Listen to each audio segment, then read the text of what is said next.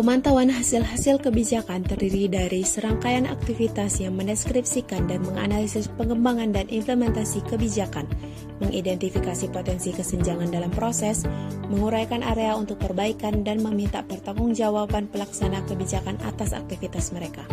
Metode yang dipakai dalam setiap pendekatan terdiri atas yang pertama, pemantauan atau monitoring merupakan prosedur analisis kebijakan yang digunakan untuk memberikan informasi tentang sebab dan akibat dari kebijakan publik. Dalam pemantauan terdapat 4 fungsi dalam analisis kebijakan, yaitu kepatuhan, pemeriksaan, akuntansi, dan eksplanasi.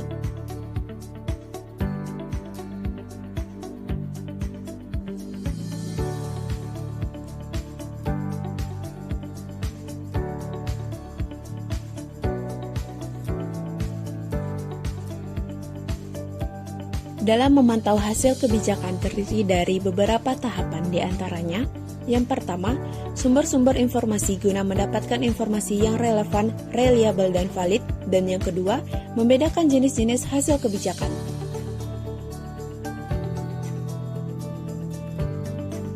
Ketiga, jenis-jenis tindakan kebijakan.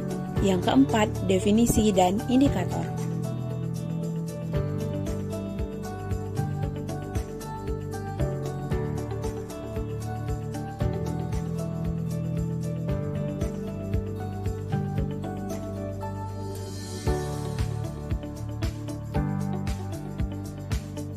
Pendekatan-pendekatan pemantauan. Ada banyak cara untuk memantau keluaran dan dampak kebijakan, yaitu dengan pendekatan meliputi akuntansi sistem sosial, eksperimentasi sosial, auditing sosial, dan sistem riset praktek. Yang mana pendekatan ini dikenal dengan 2 istilah, yaitu jenis-jenis pengendalian dan jenis-jenis informasi yang dibutuhkan.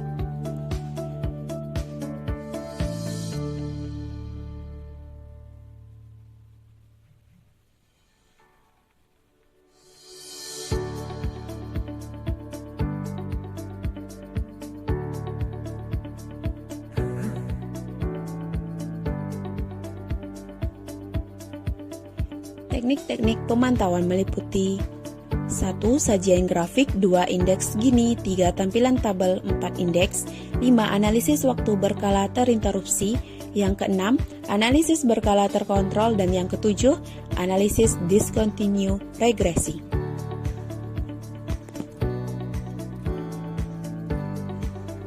Sajian grafik, banyak informasi tentang hasil kebijakan disajikan dalam bentuk grafik, yaitu gambar yang mewakili nilai dari satu atau lebih variabel tindakan dan hasil.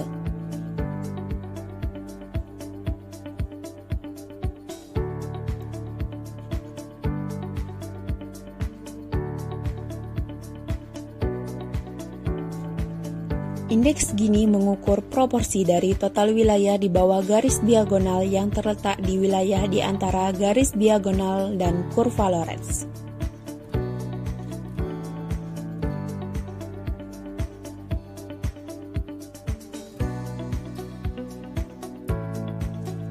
Tampilan tabel di mana ini digunakan untuk merangkum gambaran penting dari sebuah variabel atau lebih.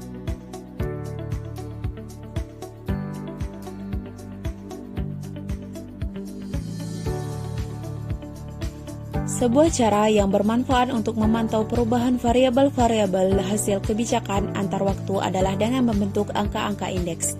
Angka indeks adalah alat yang mengukur seberapa besar nilai suatu indikator atau seperangkat indikator berubah antar waktu secara relatif di hadapan pada waktu tertentu.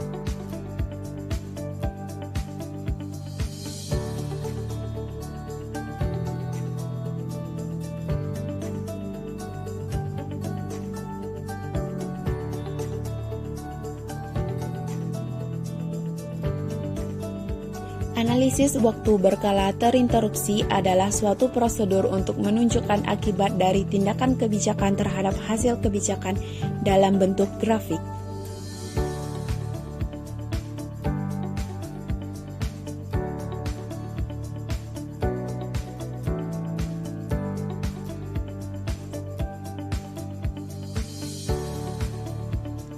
Analisis berkala terkontrol memanfaatkan satu atau lebih kelompok kontrol bagi suatu desain seri waktu terinterupsi.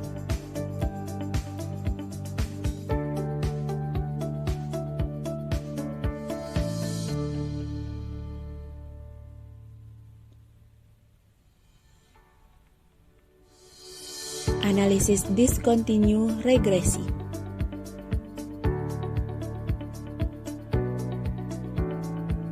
Adalah suatu grafik dan prosedur statistik yang digunakan untuk menghitung dan membandingkan berbagai ramalan tentang hasil tindakan kebijakan di antara dua kelompok atau lebih, yang salah satunya memperoleh sentuhan kebijakan sedangkan yang lain tidak.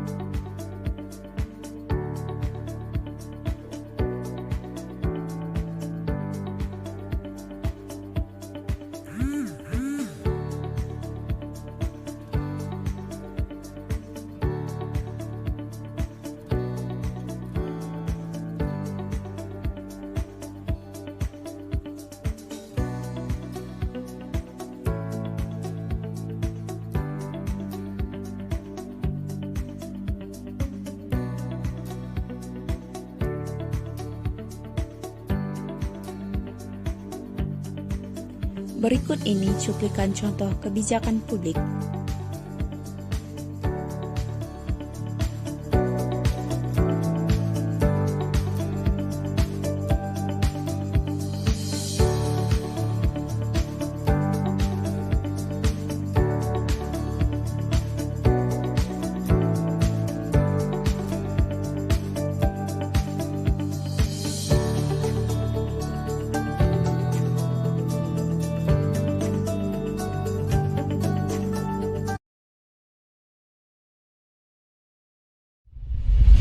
Kata orang, pendidikan kita punya 1000 masalah, dan salah satunya mungkin adalah kita.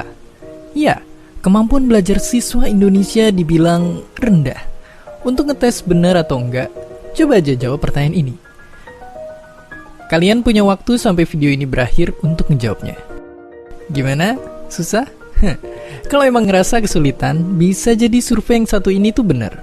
Ya, survei 3 tahunan buat pelajar SMP ini nunjukin emang kemampuan pelajar Indonesia bisa dibilang bermasalah. Tapi emang gimana hasilnya? Gimana perbandingannya sama negara-negara dunia lainnya dan ada di posisi berapa kita sekarang?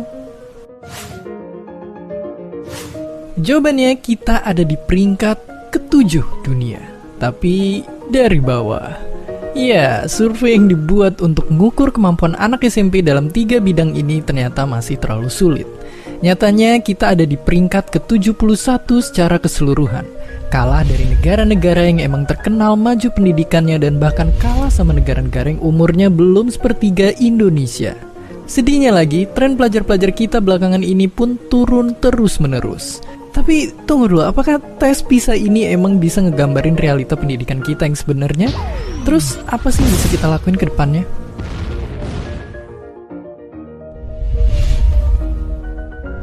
Pastinya tes ini bukanlah hasil akhir yang nentuin kualitas pendidikan. Tapi kalau berkaca dari hasil tadi, bisa jadi itu karena banyak masalah yang menerpa pendidikan kita.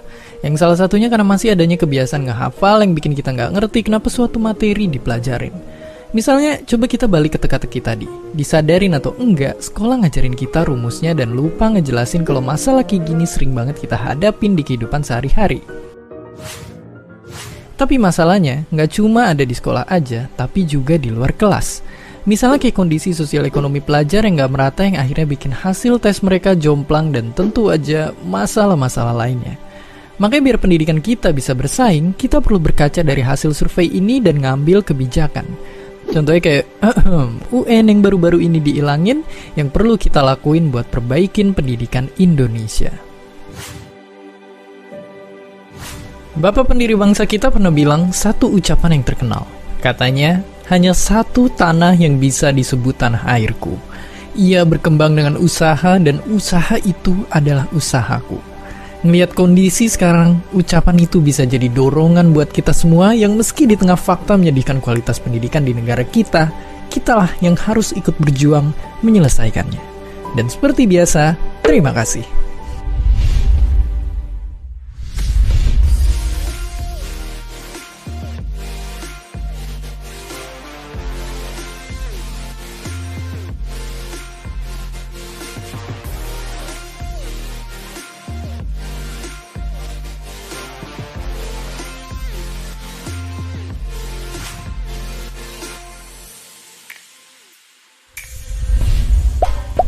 Terima kasih udah nonton Kok Bisa.